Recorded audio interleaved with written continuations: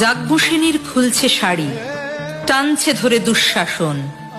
দায় ছিল যার গর্জে ওঠার, নিচু মাথায় সে 5 জন। দুর্যোধনের নগ্ন উরু, ইঙ্গিতে তার ধর্ষকাম। হস্তিনাপুর দেখছে বসে, ধ্বস্ত হতে তার সুনাম। অন্ধ রাজা সিংহাসনে, আর তো চেঁচান বৌমা তার। নিজের দলের নির্যাতনে সব রাজা হন নির্বিকার। কর্ণ বসে হাসছে হা হা, রাজার দলের লোক তো সে। শর্তবিহীন সমর্থনে তাবৎ আরাম সুখ বসে। ভীষ্ম, দ্রোণ, কৃপ নীরব। সরকারি লোক হাজার হোক, রাজার কথাই তোমার কথা। তুমি যখন রাজার লোক। হল শকুনি দেখছে সবই, বস্তুত সে ধ্বংস চায়।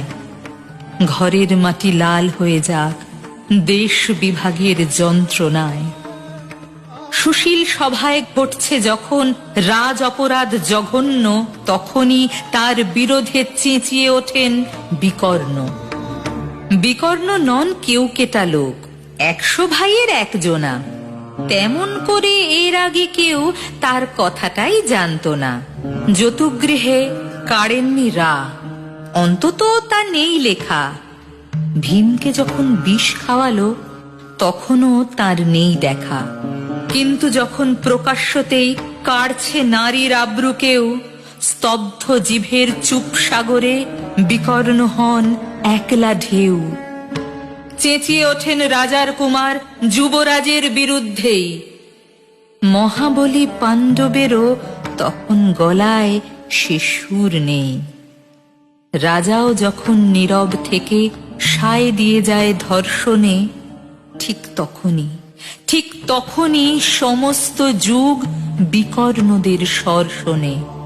আমরা যারা কিচ্ছুটি নই, একটি মোটে ভোট কেবল, অত্যাচারের সামনে এলে সঙ্গী শুধু চোখের জল।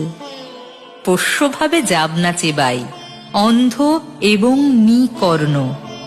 প্রার্থনা থাক আমরা যেন একবার হই বিকর্ণ। প্রার্থনা থাক আমরা যেন একবার হই বিকর্ণ।